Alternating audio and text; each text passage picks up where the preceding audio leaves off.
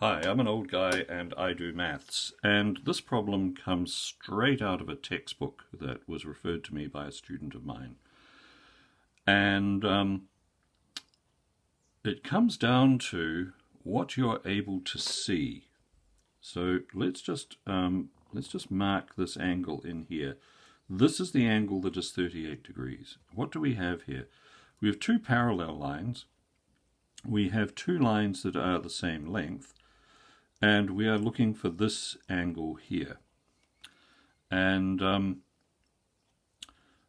my student was somewhat perplexed by this, which is why I got it referred to me. And what I suggested he do is the following. So I do this quite often.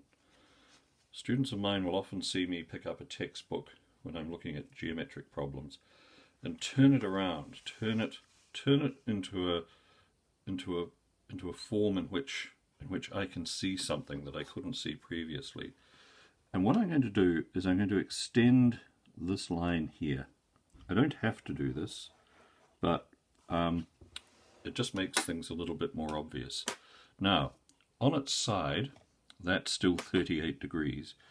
These lines are parallel, so this is an angle of depression up here which matches the angle of elevation here. So this is 38 degrees. That's our first really useful bit of information. Now I'm going to turn this back, and just so that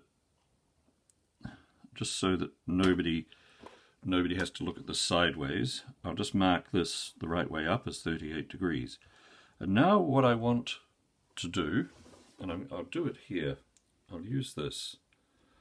I'm going to blot out what I regard as extraneous information, and I'm going to turn this so that it looks roughly like this line here is horizontal. And what we have here is we have a triangle, and I'm going to draw it. I'll just draw it roughly here, very, very roughly, and you'll be much better able to see what we are dealing with. So we're still on the 38 degree thing, and we're looking for this angle in here. Now, what have we got here? We have an isosceles triangle, and this isosceles triangle, like every other isosceles triangle, has two sides that are the same. Therefore, it has two angles that are the same, and these are the two angles.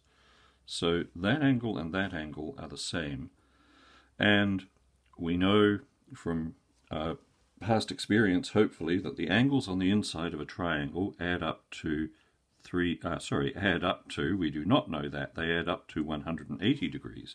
Sorry, I'm thinking in rectangles. And if we subtract 38 degrees from that, what we get is we get 142 degrees. And these two angles here add up to 142 degrees. Therefore, x is going to equal 142 degrees divided by 2.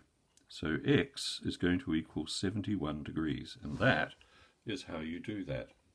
Now, there are some techniques in here that you may or may not be familiar with. The idea of extending lines so that you've got a clearer view of what's going on.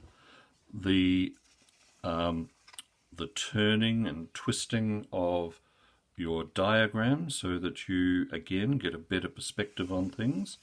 And then, generally speaking, just working your way into a problem, applying whatever rules you can to find whatever you can find. The more information you have, the better.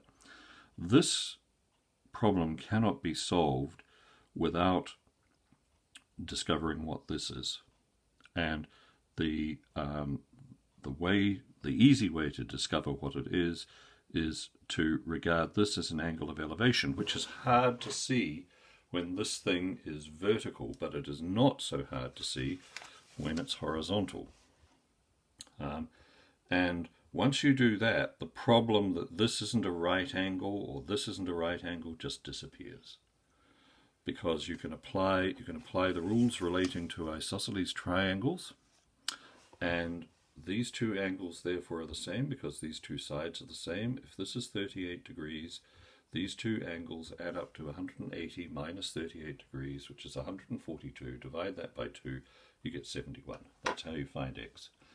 I hope you found this useful. If you did, please like and subscribe. Thanks very much for watching. See you next time. Bye.